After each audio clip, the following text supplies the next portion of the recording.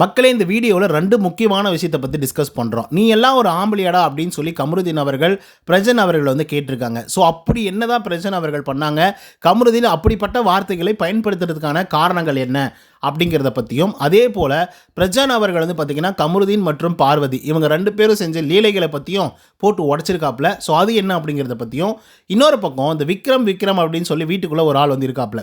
அந்த ஆளுக்கு எப்போ பார்த்தாலும் அத்தாரிட்டி போஸ்டிங் வந்து கொடுக்குறாங்களே, பிக் பாஸாக இருந்தாலும் சரி அத்தாரிட்டி போஸ்ட்டை வந்து தூக்கிட்டு போய் விக்ரம் கிட்ட கொடுத்துட்றாங்க.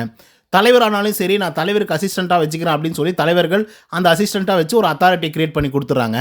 இவருக்கு என்ன வேலை அப்படின்னா அந்த வீட்டுக்குள்ளே இருக்கக்கூடிய ஆட்களை வேலை வாங்குறது தான் வேலை.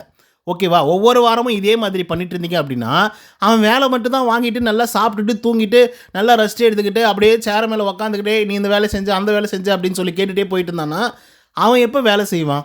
நைட்டு பகலாக ஒரு ஆள் வந்து வாடனா வேலை செஞ்சு குக் பண்ணி அதை வாஷ் பண்ணி பாத்ரூம் க்ளீன் பண்ணி எல்லா வேலையும் செய்யக்கூடிய ஒரு ஆள். நீங்கள் நல்லா யோசிச்சு பாருங்கள். லாஸ்ட் வீக்கில் நான் அவங்கள வேலை வாங்குகிறேன் அப்படின்னு சொல்லிட்டு நைட்டு ஃபுல்லாக கண்முழிச்சு பார்வதிக்கு வந்து சப்போர்ட் கூட பண்ணாமல் அவர் வந்து வேலை வாங்க வச்சுட்டு இருந்தார். யார் இந்த அத்தாரிட்டியை வந்து விக்ரமுக்கு கொடுக்குறது? எனக்கு புரியவே இல்லை. நான் என்ன கேட்குறேன், பாத்ரூம் க்ளீன் பண்ணுறோம், பாத்ரூம் க்ளீன் பண்ணிக்கிட்டே வந்திருக்கணும். இல்லைனா வந்து குக் பண்ணணும், குக் பண்ணுறவங்க குக் பண்ணிக்கிட்டே வந்திருக்கணும், க்ளீன் பண்ணுறவங்க க்ளீன் பண்ணிக்கிட்டே வந்திருக்கணும், வேலை செய்கிறவங்க செஞ்சுக்கிட்டே வந்திருக்கணும். இவர் அத்தாரிட்டி அப்படின்னு சொல்லி மேலே போய் உக்காந்துருவார். அப்புறம் வந்து எல்லாரையும் வேலை வாங்கிட்டு இருப்பார். இதெல்லாம் என்ன விதமான நியாயம் அப்படின்றது சுத்தமாக வந்து புரியல. ஸோ இதை பற்றி உங்களோட கருத்துக்கள் என்ன அப்படிங்கிறத கமெண்ட்ஸில் சொல்லுங்கள். இந்த மாதிரி நிறைய விஷயங்கள் வந்து பார்த்திங்க அப்படின்னா டிஸ்கஷபிளில் வந்திருக்கு. ஸோ அதெல்லாம் என்ன அப்படிங்கிறத பற்றி இந்த வீடியோவில் 1 by 1 வந்து பார்க்கலாம். ஸோ அதுக்கு முன்னாடி சப்ஸ்கிரைப் பண்ணாதவங்க சப்ஸ்கிரைப் பண்ணி வச்சுக்கோங்க. பக்கத்தில் ஒரு பெல் ஐக்கான் இருக்கும், அதையும் ப்ரெஸ் பண்ணி ஹாலில் போட்டுக்கோங்க. அப்போ தான் நாங்கள் அப்டேட் பண்ணுற ஒரு வருஷம் உங்களுக்கு நோட்டிஃபிகேஷன் வந்து சேரும். அதை தாண்டி இந்த வீடியோக்கு குறைஞ்சபட்சம் ஒரு 1000 லைக்கான எதிர்பார்க்குறோம். ஸோ லைக்கை போடுங்க, வீடியோ பாருங்கள். வாங்க இந்த வீடியோக்குள்ள வந்து போகலாம். முதல் விஷயம் என்ன அப்படின்னு பார்த்தீங்கன்னா, பிரஜனுக்கும் பார்வதிக்கும் ஒரு சண்டை. நேற்றுக்கே வந்து பார்த்திங்க அப்படின்னா தொட்டு பேசாதீங்க அப்படின்னு சொல்லி பிரஜன் அவர்கள் வந்து சொல்லியிருப்பாங்க. ஸோ அப்பயும் வந்து பார்வதி என்ன சொல்லியிருப்பாங்க அப்படின்னா, இவர் டாஸ்க் இருந்தால் ஒரு மாதிரி வந்து இருக்காரு, டாஸ்க் இல்லைன்னா வேறு மாதிரி ஒரு வந்து இருக்காரு, ஸோ இவர் வந்து நம்பக்கூடாதுப்பா அப்படின்ற மாதிரி வந்து சொல்லிட்டு இருந்தாங்க. ஒன்று. ரெண்டாவது, பிரஜன் வந்து பார்த்திங்க அப்படின்னா அந்த போலீஸ் கெட்டப்பில் வந்து இருக்கார் இல்லையா? ஸோ அந்த போலீஸ் கெட்டப்பை வந்து பார்த்திங்கன்னா பயங்கரமாக கிண்டல் அடிக்கிறாங்க பார்வதி. எப்படிப்பட்ட கிண்டல் அப்படின்னா, இதை பார்க்கும்போது பயங்கரமாக என்ன சொல்கிறது, குர்கா மாதிரி வந்து இருக்காங்க அப்படின்ற மாதிரி சில வார்த்தைகளை வந்து பயன்படுத்தும் போது பிரஜன் அவர்களுக்கு பயங்கரமாக ட்ரிகர் ஆகுது. ஆனால் கூட்டம் வந்து சொல்லியிருக்காப்புல. அதுக்கப்புறம் வியானா வந்து பார்த்திங்கன்னா பார்வதியை வச்சு ஒரு வார்த்தையை வந்து பயன்படுத்தியிருக்காங்க. அது என்ன அப்படின்னா போண்டா அப்படிங்கிற ஒரு வார்த்தையை வந்து பயன்படுத்தி சும்மா கலாய்ச்சிருக்காங்க. ஸோ இது வந்து பார்த்திங்கன்னா இன்றைக்கி ஒரு பெரிய பிரச்சனையாக வந்து உருவாகுது. பிரஜன் அவர்கள் உட்காந்துட்டு இருக்காங்க, இந்த பக்கம் கமருதீன், அதுக்கப்புறம் பார்வதி இவங்கெல்லாம் உட்காந்துட்டு இருக்கும்போது இந்த மாதிரி போண்டா அப்படின்லாம் வந்து என்ன சொல்லாதீங்க அப்படின்னு சொல்லி பார்வதி வந்து பார்த்திங்கன்னா ஆரம்பிக்கிறாங்க. ஓகேவா? ஸோ அப்படி சொல்லும்போது பிரஜன் வந்து சொல்கிறாப்புல, ஏமா நீ பார்வதி வந்து பார்த்திங்க அப்படின்னா குர்கா அப்படி இப்படின்லாம் வந்து பேசும்போது அப்போது பிரஜன் அவர்கள் போண்டா அப்படிங்கிற வார்த்தையை பயன்படுத்தும் போது அப்படிங்கிற வார்த்தையெல்லாம் பயன்படுத்தாதீங்க, அது வந்து தப்பாக இருக்குது அப்படின்னு சொல்லி பார்வதி வந்து உடனே முறையிடுறாங்க. அப்போ பிரஜன் வந்து சொல்கிறாப்புல, ஏமா நேத்திக்கிலேருந்து என்னை வந்து என்னென்னமோ வந்து பண்ணிகிட்ருக்கேன், என்னென்னமோ வார்த்தைகளை வந்து சொல்லிகிட்டு ஸோ அப்படி இருக்கும்போது நான் போண்டான்னு சொன்னது நான் சொல்ல கிடையாது, அது வியானா சொன்னது, அது நீ தப்பாக புரிஞ்சுட்டு இருக்க, நான் சொன்னேன் அப்படின்னு சொல்லிட்டு ஸோ அது வந்து நான் சொல்ல கிடையாது, நேற்றுக்கு நான் சொல்ல கிடையாது அப்படின்றத பிரஜன் அவர்கள் கிளாரிஃபை வந்து பண்ணுறாப்புல. சரி, இந்த இன்டென்ஸ் வந்து பார்த்திங்கன்னா இன்னும் கொஞ்சம் அதிகமாகுது, இந்த ஃபைட்டோட இன்டென்ஸ். இப்போ கமருதீன் பக்கம் வேறு இருக்காப்புல இல்லை, இவங்க 2 பேரும் மாறி மாறி வந்து பேசிக்கிட்டு 2 பேருமே பயங்கர டாக்ஸிக்கான ஆள் தான். பார்வதியும் சரி கமருதீனும் சரி பயங்கர டாக்ஸிக்கான ஒரு ஆள் தான். கமருதீன் ஆரம்ப காலகட்டத்தில் எப்படி இருந்தார் அப்படிங்கிறது உங்களுக்கு நல்லா தெரிஞ்சிருக்கும். அது வந்து உங்களுக்கு நல்லாவே புரிஞ்சிருக்கும் எப்படிப்பட்ட ஆள் அப்படின்னு சொல்லி. இப்போ அடுத்த கட்டத்துக்கு அந்த சண்டை நகரும் போது என்னத்தை பற்றி பிரஜன் அவர்கள் ஓப்பன் அப் பண்ணுறாங்க அப்படின்னு பார்த்தீங்கன்னா, ரொம்ப முக்கியமான விஷயத்தை பற்றி ஓப்பன் அப் பண்ணுறாரு. பட் அதுக்கு முன்னாடி எவ்வளோ தூரம் கேவலப்படுத்த முடியுமோ அவ்வளோ தூரம் வந்து பார்த்திங்க அப்படின்னா பார்வதியும் கமருதீனும் கேவலப்படுத்துகிறாங்க பிரஜனை. ஸோ அப்போ தான் இந்த பெண்கள் கிட்டலாம் பேசிகிட்டு இருக்கீங்களே, பெண்களை பற்றி இப்போ இப்படி இதெல்லாம் வந்து இது பண்ணிகிட்டு இருக்கீங்களே, நீலாம் ஒரு ஆம்பளையா அப்படின்னு சொல்லிட்டு ஒரு வார்த்தையை வந்து விடுறாப்புல கமருதீன். ஸோ அப்படிப்பட்ட ஒரு வார்த்தையை வந்து பயன்படுத்தும் போது அப்போ பிரஜன் அஃப்கோர்ஸ் கண்டிப்பாக அவருக்கு வந்து கோவம் வரும்ல, பயங்கரமாக கோவம். ஏங்க ஒரு ஆளை பார்த்து நீ எல்லாம் ஒரு ஆம்பளையா அப்படின்னு சொல்லி கேட்டால் அது எவ்வளோ பெரிய குற்றம் தானே, அது வந்து தவறான ஒரு விஷயம் இல்லையா? ஜென்ரலாக ரோட்டில் போகிறவனை பார்த்து அப்படி கேட்டால் கூட பயங்கரமாக கோவப்படுவாங்க. இவ்வளோ பெரிய நேஷ்னல் மீடியாவில் இவன் உட்காந்துக்கிட்டு நீலாம் ஒரு ஆம்பளையா அப்படின்னு கேட்டால் யாரால் ஏற்றுக்க முடியும்?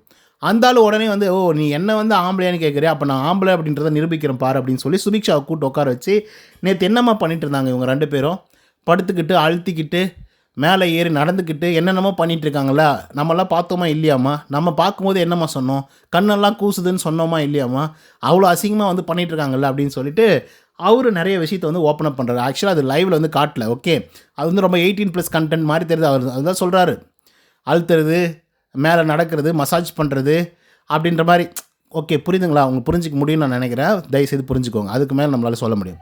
ஸோ இந்த ஒரு விஷயத்தை வந்து ஓப்பன் அப் பண்ணுறாரு. அப்போது அவர் வந்து ரொம்ப பர்சனலாக போகும்போது அஃப்கோர்ஸ் பிரஜனும் பர்சனலாக தான் போவார். ஆம்பளையான அப்படின்னு சொல்லி கேட்கும்போது, டே ஆம்பளை நான் தான்டா, நான் வந்து நிரூபிக்கிறேன் பாரா, நீங்கள் இந்த மாதிரி கேவலமான ஒரு வேலையை வந்து செஞ்சுட்ருக்கீங்களா, மக்கள்லாம் பார்த்துட்ருக்காங்க அப்படின்னு சொல்கிறாங்க.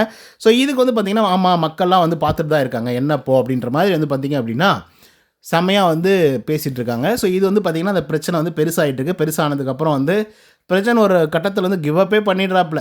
ஏன்னா இவங்க 2 பேரும் அப்படி ரொம்ப டாக்ஸிக்காக நான்சென்ஸாக வந்து பார்த்திங்க அப்படின்னா பேசிகிட்டே இருக்கும்போது அப்புறம் கமருதீனை கூட்ட சொல்கிறா, ஏய் நான் பார்வதி கிட்ட பேசிகிட்டு இருக்கேன், உனக்கு என்ன பிரச்சனை, நீ ஏன் இந்த மாதிரி வந்து பண்ணுற அப்படின்னு சொல்லி அவர் வந்து காம்ப்ரமைஸ் பேசி அதுக்கப்புறம் அனுப்புறாப்புல. அதுக்கப்புறம் பிரச்சனை அவர்களை வந்து கமருதீன் வந்து கலாய்க்கிறார். அது வேறு விஷயம், அதை விட்டுருங்க. பட் ஆம்பளையா அப்படின்னு சொல்லி கேட்டது சரியா தவறா அப்படின்றத மட்டும் கமெண்ட்ஸில் சொல்லுங்கள். அதே போல் அவங்க 2 பேரும் பர்சனலாக இருந்த விஷயங்கள் வந்து இவர் பேசுகிறார் அப்படின்னா அது சரியா தவறா அப்படிங்கிறது கமெண்ட்ஸில் சொல்லுங்கள்.